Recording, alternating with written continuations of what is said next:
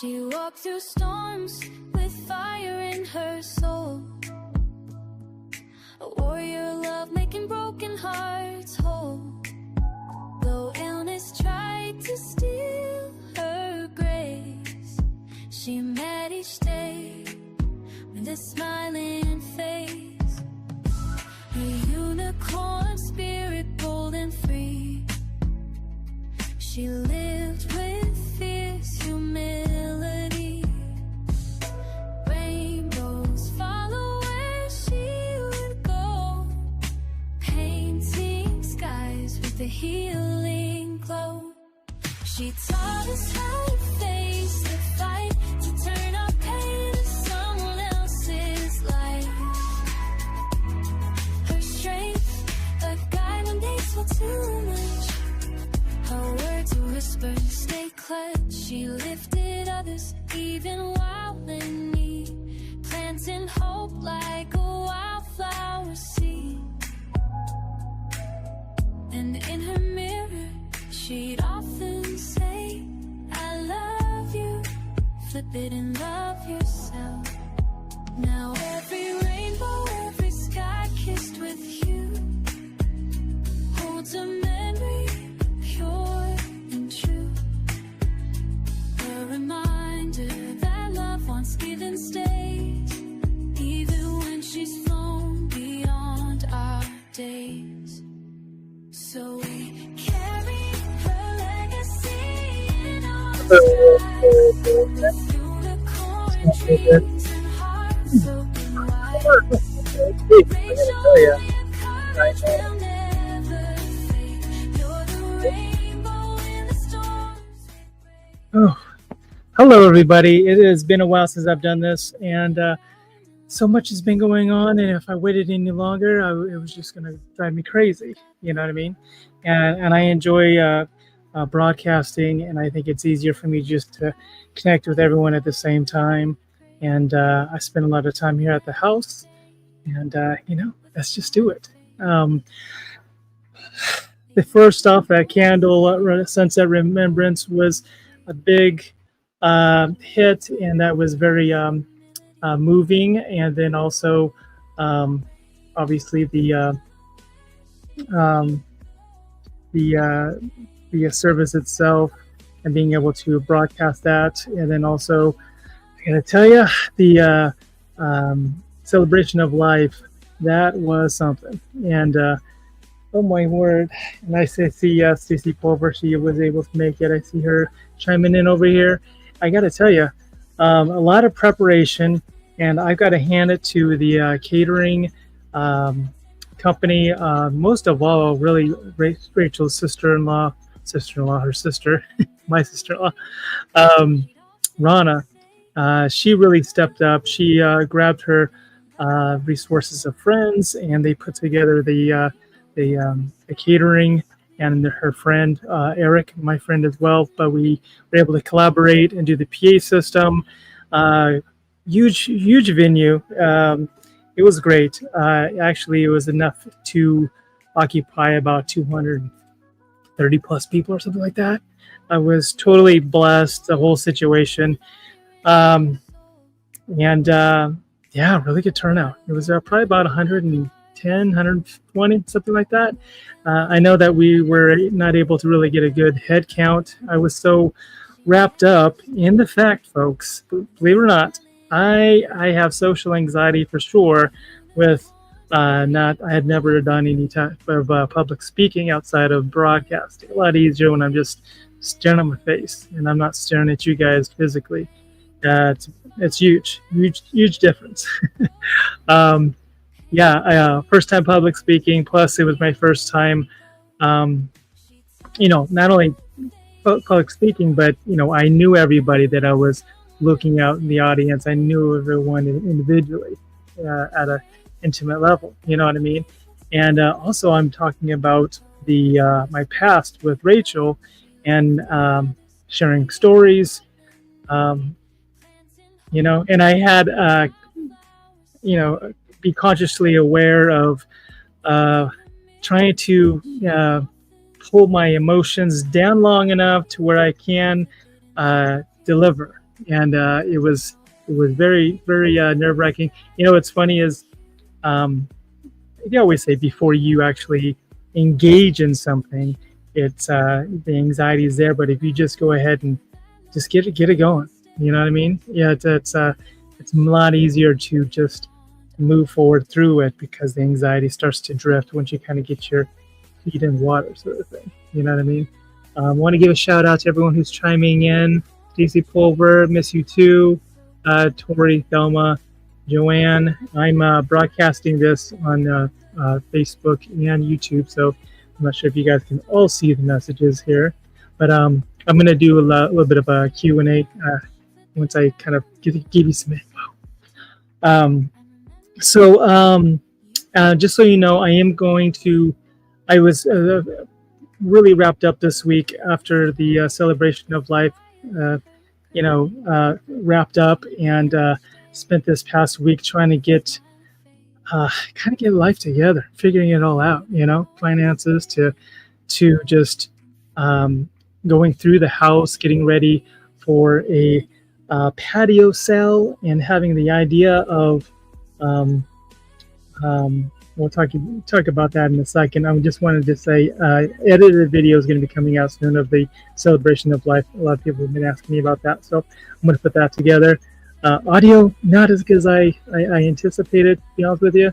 We were going to do a lavalier mic, and then at the last minute we were like, oh, it should be all right. It was just a little echoey, and then I just got to figure out how to zoom and edit it together so it's palatable.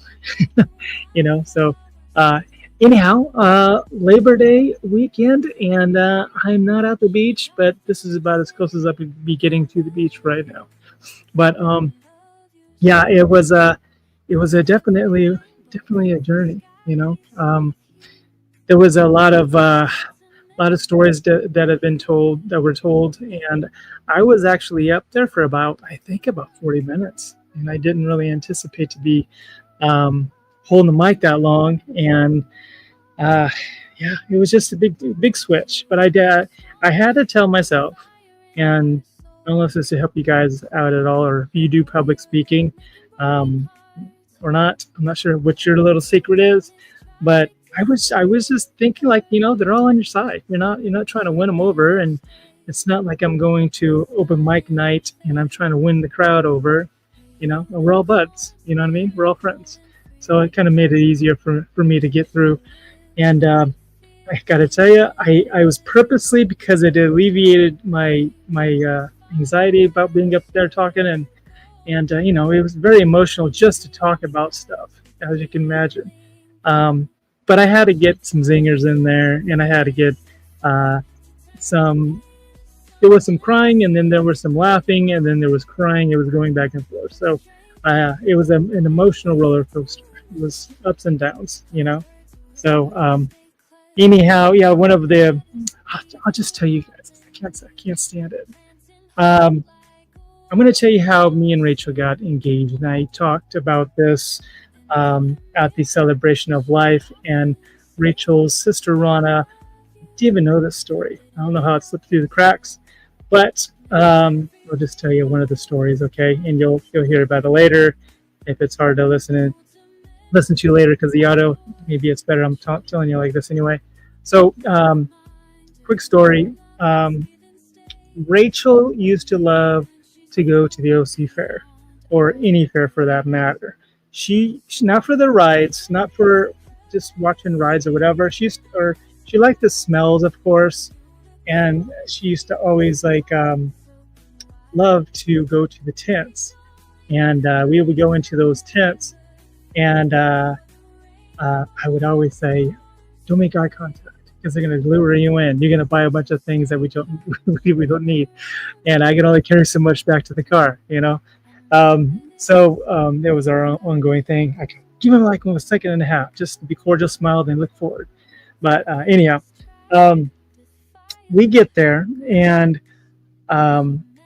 we go inside, and we go shopping around for a while. And I'm not big on bracelets, right? But I was looking at some of these bracelets. Just one of them caught my eye, and it was a tungsten bracelet. It was like, I didn't realize how heavy that tungsten is. And if you guys are into jewelry, I'm sure you know all this, but tungsten is super heavy. It's like a weapon, you know what I mean?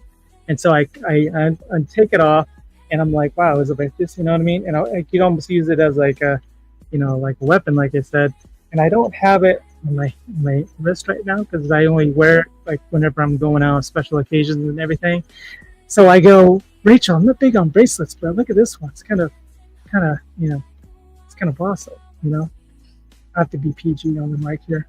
But it was pretty awesome. And she goes, oh yeah, it's great. Yeah, it looks cool. And then she kind of like talked past it, And so we go outside and we're leaving, and there's like traffic of people go. I mean, it was busy, and at the fair. And she goes, oh, you know what? I got to get back inside. Forgot to get something.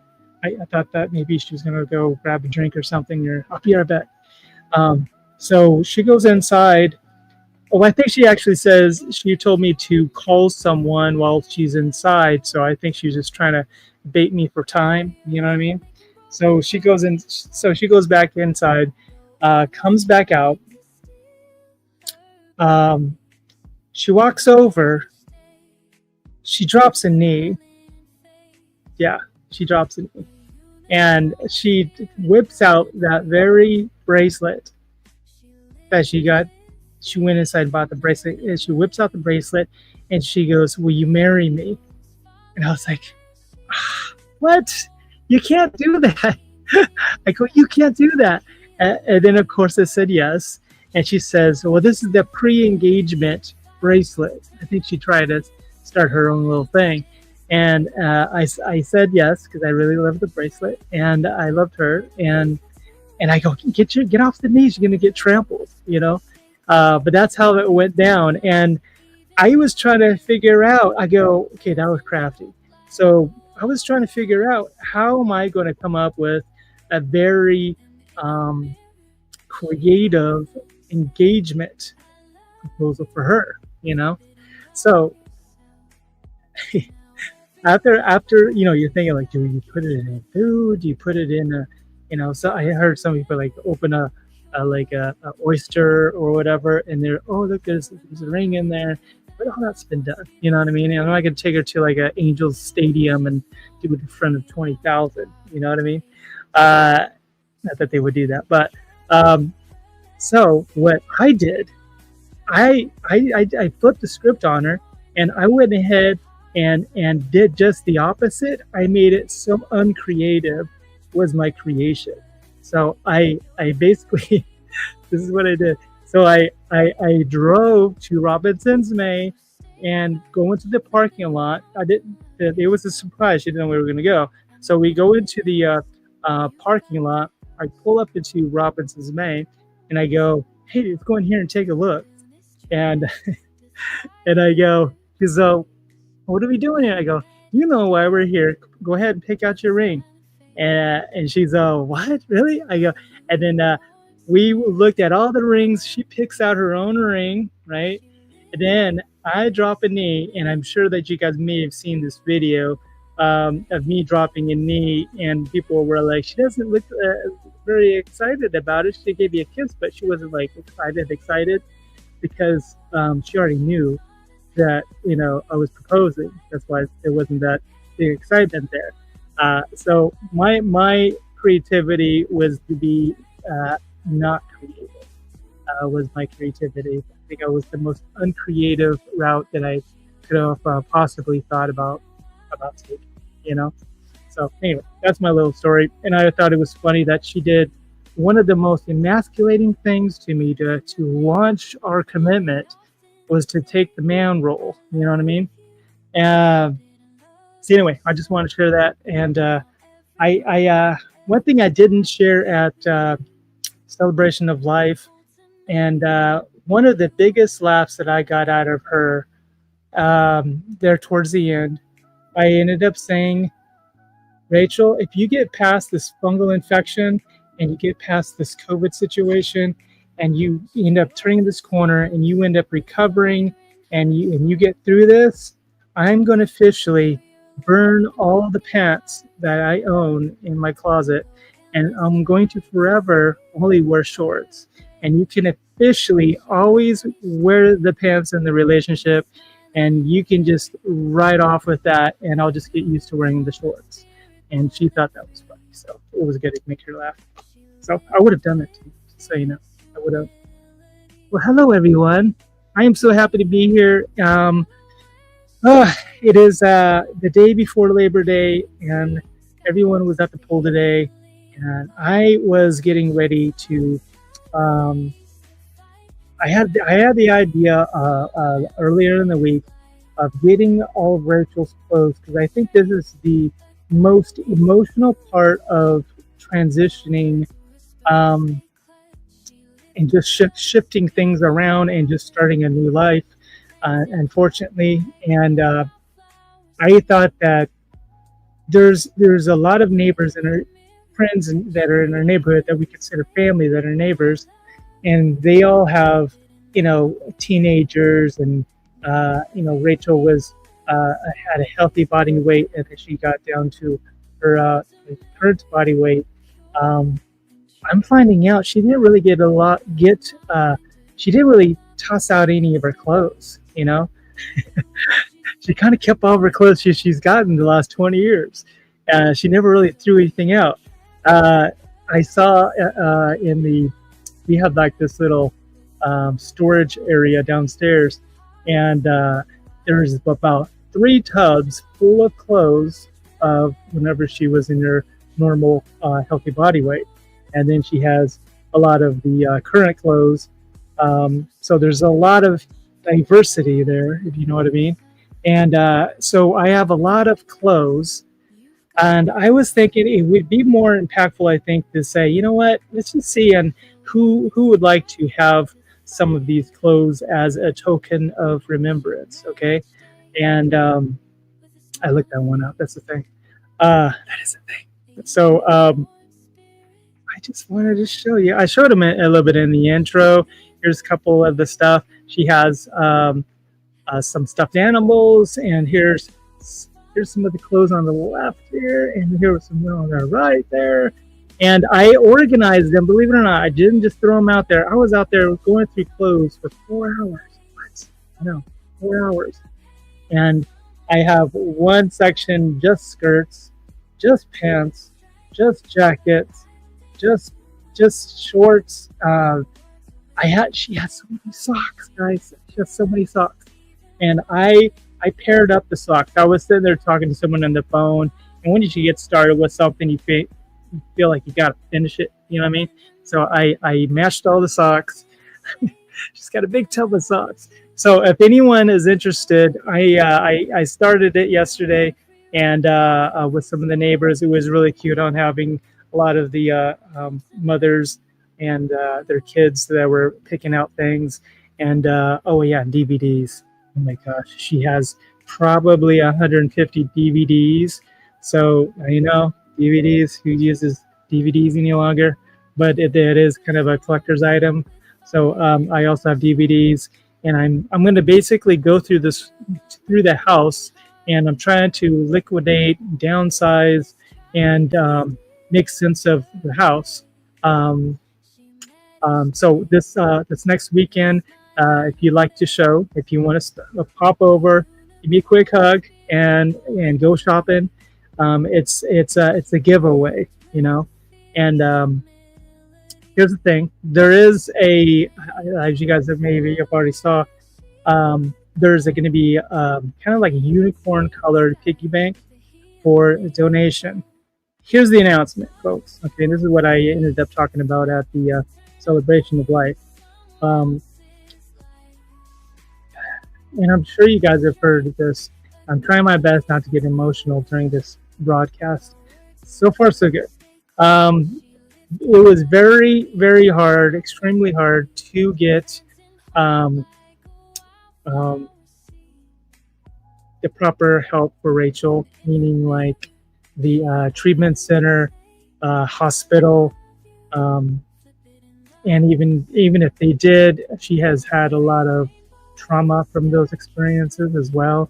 And she would go into the hospital, and they would basically discharge after about two days usually, maybe even the same day. Once their vitals were clear, then they would, boom, go ahead. I go, can we just keep her in here until you take a look at her? Doesn't she look like she should be here longer so we can get through the recovery? And then I start mentioning the feeding process and how it's reflecting on her heart, and you know what I mean, hypermetabolic and all that. And they just they were like, well, tell you what, if she happens to get a failing organ, go ahead and bring her back, and then we'll have probable cause. Then we can move forward. I go, well, can we be a little proactive on it and get ahead of it? Maybe, the treatment centers, they say, yeah, she's too medical. If you can, go ahead and put about 20, 25 pounds on her, at least maybe 30, and then bring her back, and then we'll take the reins once she gets out of that danger zone, And so what Rachael wanted to do, and we got into specifics on it, and I just kind of like put a little bit more backbone behind it after this past month, once it's been decided. But I am going to be starting a nonprofit foundation under her name, and it took a little while on the name, but we're going to call it the Rachael's Legacy Foundation. So that's going to funnel progressively. It's in its infancy, mind you, but we're going to have a mobile treatment center, and we're gonna line that up. I'm already have things in the works, and I'm trying to go through the hoops. But the first thing is to do the nonprofit, and then we're gonna segue into doing the mobile treatment center, and then eventually we might even have an inpatient treatment center as well. So, yeah, and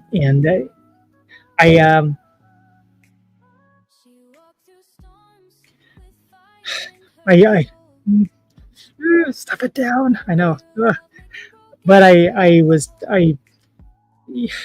prayed about it, and I told Rachael that I will make sure that I carry out your legacy, and you're not going through all this out of vain. I'm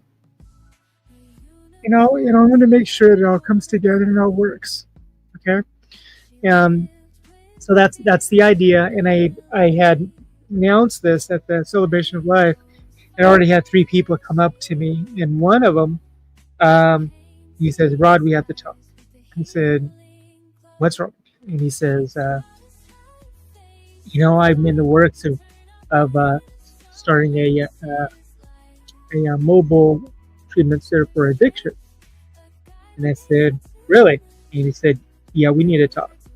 I want to get this thing going, and potentially maybe even back it with Rachael's name, like you were saying, and we should talk soon and collaborate." And I'm very excited about that. And I know it's in its infancy, but I told Rachael, I go, whatever happens, we're gonna make sure that this can't continue. It can't continue at all. And if you have any type of situations like this that you've experienced, or know of a loved one that has experienced, please comment below and tell me all about it. And I'm gonna go back to the comments here. Yeah, keep commenting. Ooh. Yeah, love this idea. Thank you, Kathleen. Yeah, I'm basically going to be working on that, and then also, so I was Rachael, as you guys maybe know, that she was going to online school. She got 2 degrees while she's been sick. Yeah, she's amazing. Human resources degree, and drug and alcohol counselor as well. And we ended up taking this peer-to-peer specialist certification, and I thought it was going to be kind of a supportive, like, oh, you go to school, we should take a class together. Okay, I'll take that. Sounds good. To be a peer-to-peer specialist. Not thinking that I would ever use it. Okay, here's a little secret, folks. I'm not at the beach. Okay, I'm actually sitting on my bed with a better background. Okay, there you have it. So anyhow, peer-to-peer specialist. I took the course with her, and we were one of the first people to be in this course. It was the first in California, and for one reason or another, I don't remember why it went down, but we had to take it basically twice because there was something missing, and then we couldn't just take the ending. I sure how it played out. I go, no, I'll take it again because it was interesting to learn, and it was like 80 hours. It was a lot of time, quite a few weeks. So anyhow, I'm going to be working now as a peer-to-peer specialist and remotely.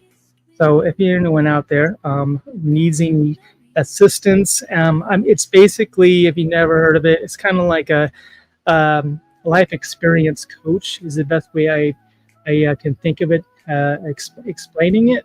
I've had a history not only in like personal training, but with Rachel's situation the past almost 20 years that she's gone through, that I have lived experience with. She has OCD, autism, and PTSD, and ADHD. So there's a lot of acronyms in there, I know. But yeah, I just wish that there was somebody there that could have helped to guide me and to coach me in a way and say, hey, this is what I've experienced. Yeah, I'm not giving advice. I'm just talking life experiences and giving resources, basically. Okay, so I'm going to be doing that, and I'm also going to get back into painting and doing some painting projects, and I may even do like a paint series. I'm actually, I haven't showed you guys this yet, but I'm going to show you here the next couple of days.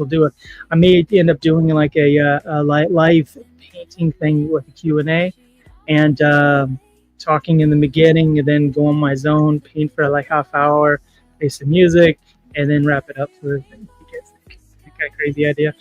So it'll probably be about an hour long, 15 in the beginning and 15 at the end. So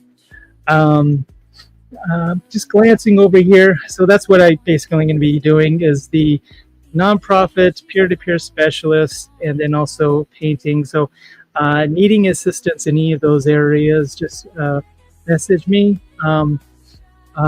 It's an out-of-pocket situation.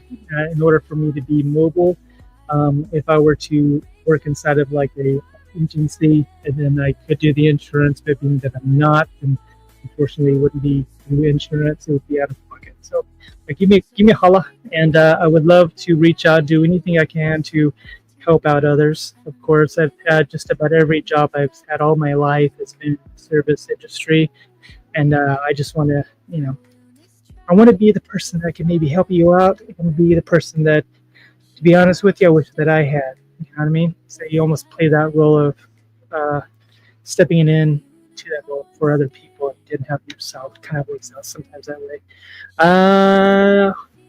Let's see here. I have some. I'm just gonna put some of you guys on the screen. Hello, Marianne, just jumping on board. Hello, Marianne. She just jumped up.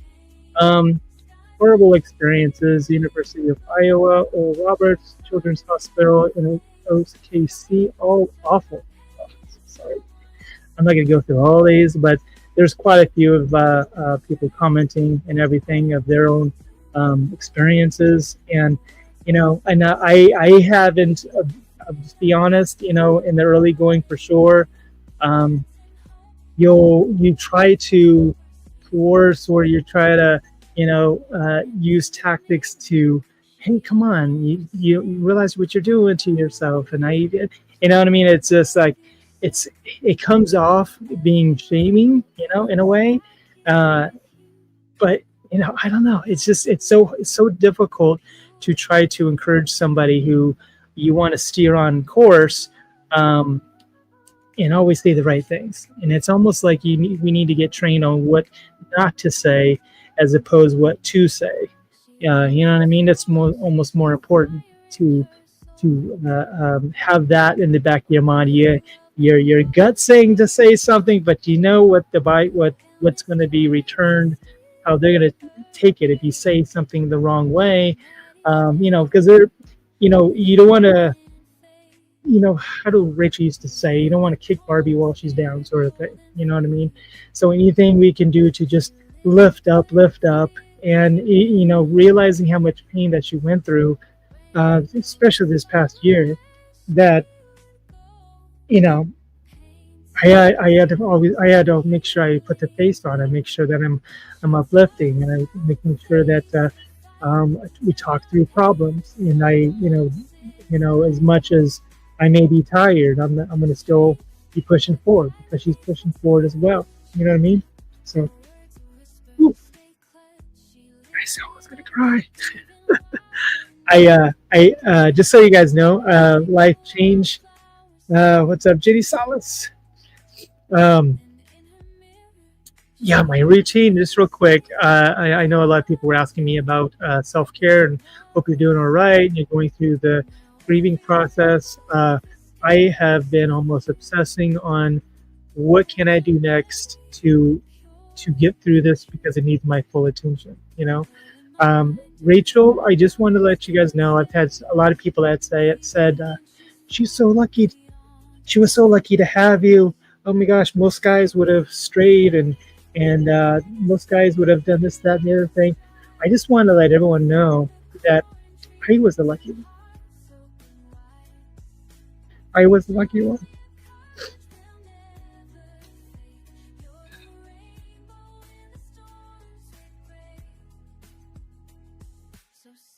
I moved down to Orange County to find who I am.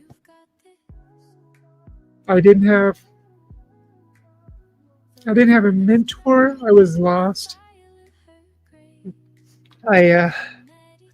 Full disclosure, I came down to meet my biological dad at 23. And I thought that was going to be the answer, but it wasn't. I'm trying not to sniff too much. And it actually got me in a darker place, to be honest with you. And it didn't work out. We'll just leave it at that. And sometimes, and maybe there's other people out there that can vouch for this, but sometimes when they say blood is thicker than water, sometimes blood's more like Kool-Aid, if you know what I mean. And once I met Rachel, right off the get-go, she was empathetic. She was curious.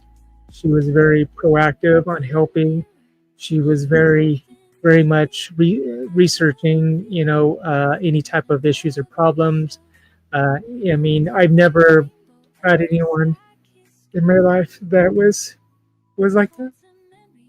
And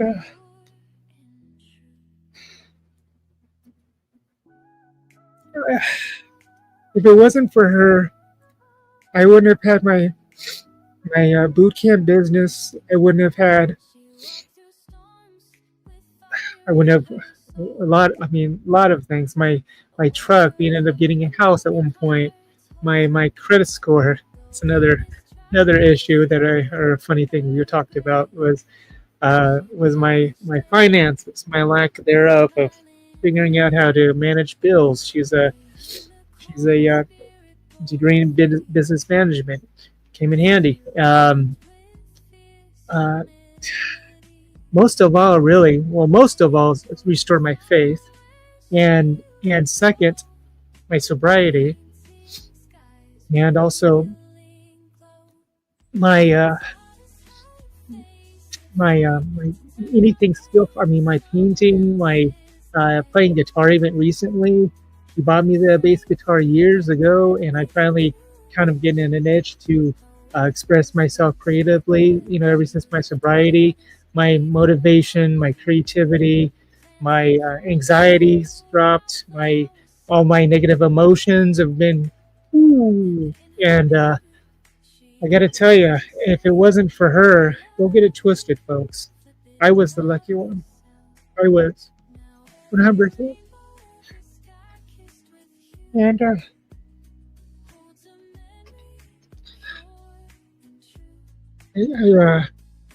I was doing so well, not getting emotional, but I gotta tell you, today Sundays, every Sunday since she's passed, I visit her. And today, it's kind of a funny visual, but I went and visited her today, and got her a nice bunch of flowers. We're going to have the, I think they call it a marker. We're working on that. We'll be done here pretty soon.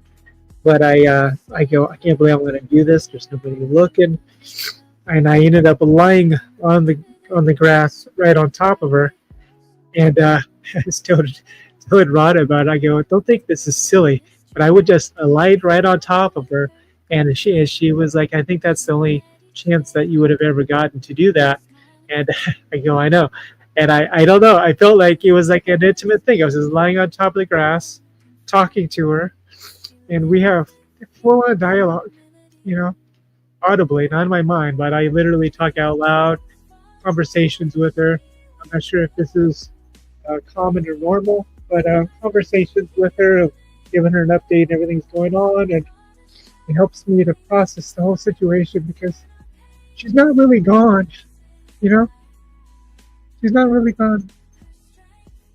And there'll never be another like her ever. I mean, she's irreplaceable. And I know you guys all know this.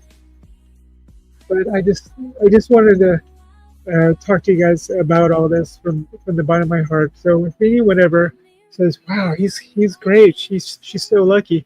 She wasn't lucky, I was the lucky one. And sure, I did everything I could to help her, and I stopped my career in 2014 to help turn things around, and it turned out to be an extended 11 years. But you know what? She gave us another 12 years because she had liver, heart, and kidney failure back in 2013, and she fought through it. And she gave us another 12 years, and it was a miracle. I told her, I'll say this. I told her right whenever they were asking me about what's going to happen next. I told Rachel I got to see her again. So they let me in, and I said, babe, I just need to hear you tell me one last time. Just tell me you left me.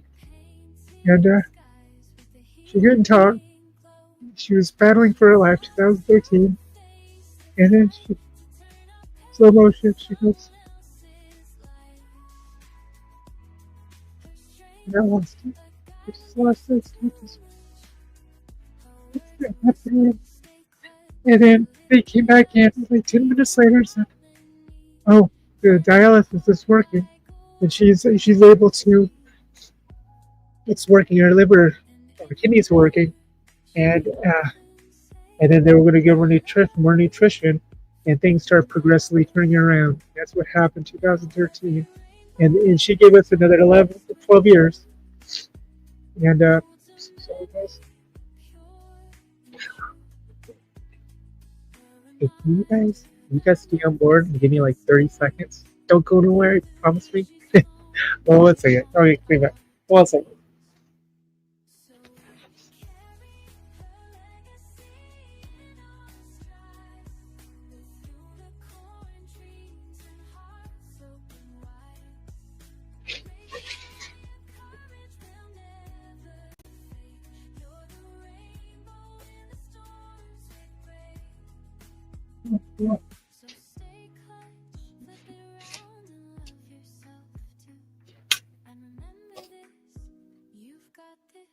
All right.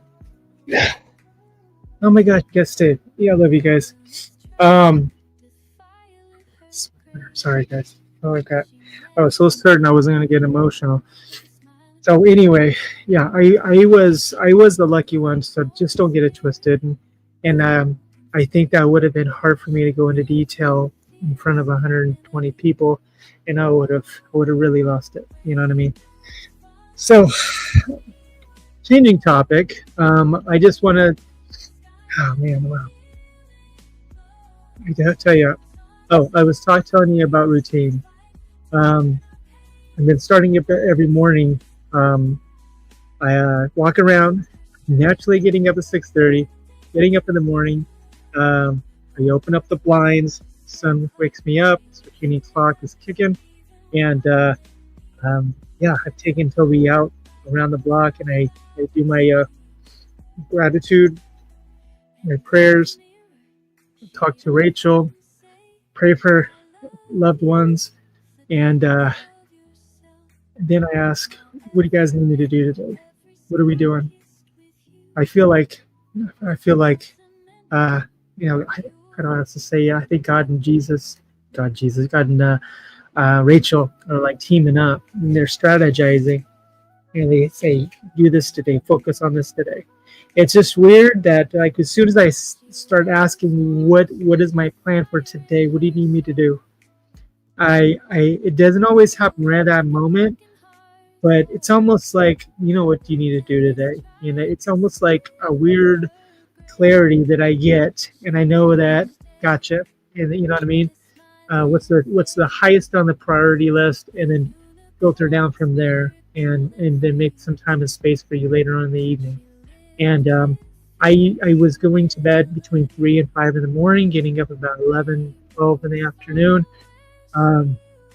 Now I'm getting to bed about 9:30, 10 o'clock, getting up about 6:30, and I'm not caregiving for anyone, even to her 85-year-old dad who stays with me. He's very self-sufficient. He does a lot for himself, and cooking his own meals and everything. And so I have so much time on my hands. So I'm spending at least 8 to 10 hours a day just figuring out what work I need to get done. You know what I mean? If it's not figuring out finances, if it's not filtering through this house, if it's not this morning going through Rachel's clothes for 4 hours, 4 hours. What? Yeah, 4 hours. A lot of clothes, man. I gotta tell you, you guys all keep your clothes that long? I don't know. You don't have to answer that question. Anyhow, jiu-jitsu, took a break from it. I'm gonna go back there tomorrow, Tuesday. Starting back to jiu-jitsu. Got a gym membership now. I'm going to church on Sundays, except for today. I'm going to Bible study. This will be week number 5 of Bible study on Thursday morning at 6:30. But I actually don't have an evening class, and I ended up surprising them, and I went to the 6:30 in the morning. And luckily, and I have a financial advisor now that is actually in my little Bible study class. So yeah, a lot of things, and I'm also starting up my grievance counselor, and that starts in September, probably after its first week. So I know I'm missing some other stuff, but Toby's health is good, my health is getting even better, and I'm staying sober, folks.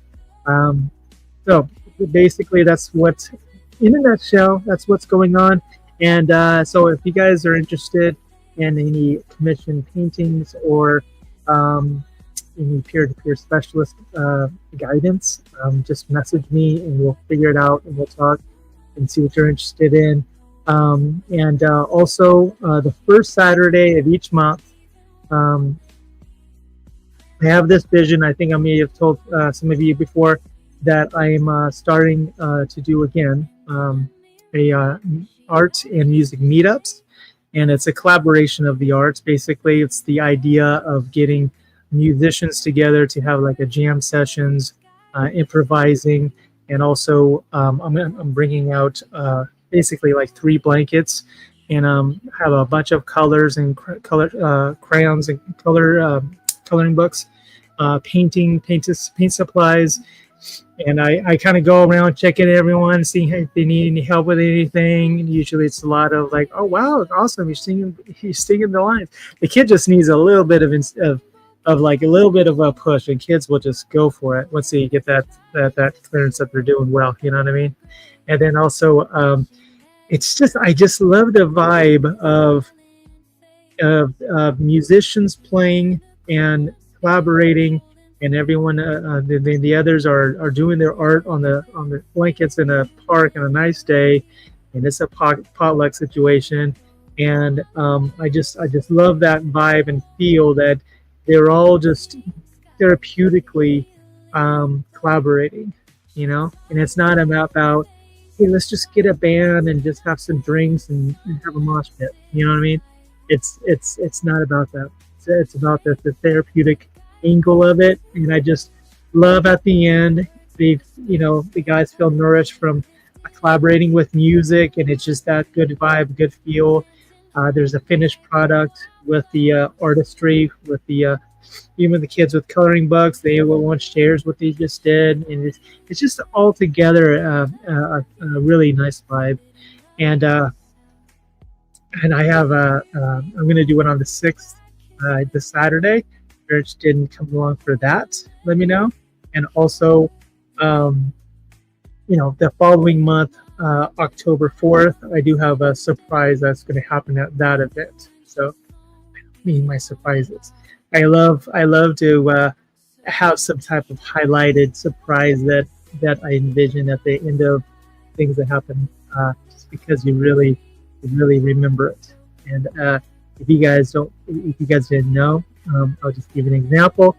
Yes, Halloween, year before last, Yindor, that's my name backwards. Yindor dressed up like an old lady, and I was Grandma Pearl, and all the kids just loved it. And I was a full Grandma Pearl costume and hunchbacked. I had to do some studying, and I had to walk like an elderly person.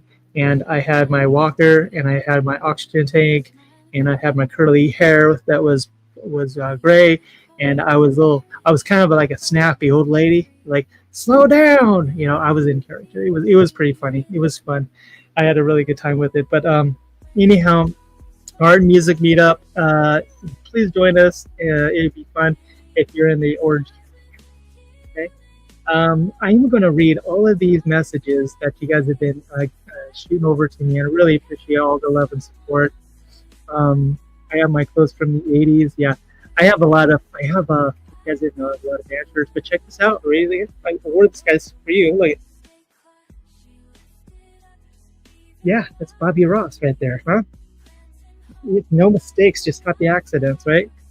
All right, well, I'm going to go ahead and I'm going to read and get back to you all on these. Okay, one last thing. Check this out. Oh, for one, here's Rachel's unicorn. If you have. Look at him. What? Rachel got a unicorn. Beautiful. Maybe that's a hint. You never know. You just never know. Is it a hint? Maybe. Check this out, though. This is what we experienced on the celebration of life. Just real quick, I wanted to show you. But look at.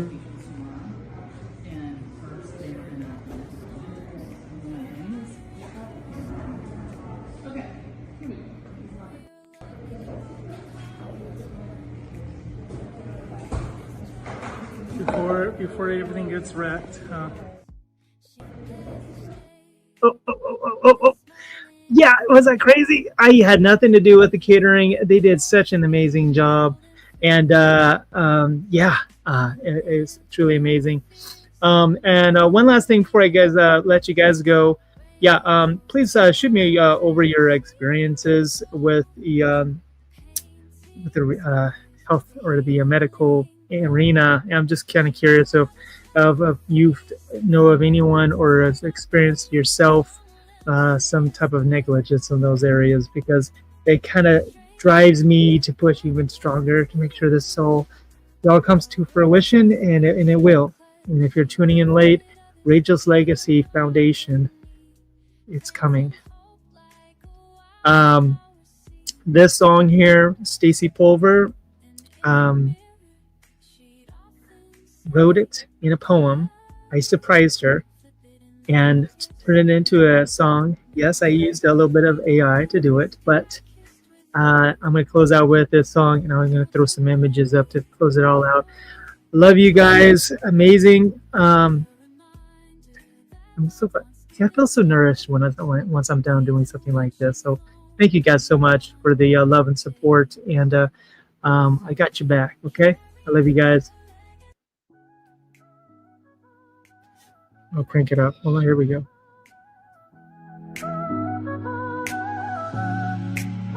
She walked through storms with fire in her soul. A warrior love making broken hearts whole. Though illness tried to steal her grace, she met each day with a smiling face. A unicorn spirit bold and free. She lived with fierce humility. Rainbows follow where she would go, painting skies with a healing glow. She taught us how to face the fight, to turn our pain to someone else's life. Her strength, a guide when days feel too much. Her words a whisper and stay clutch. She lifted others even while in need, planting hope like a wildflower seed.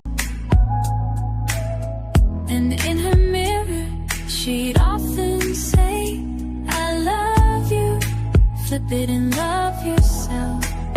Now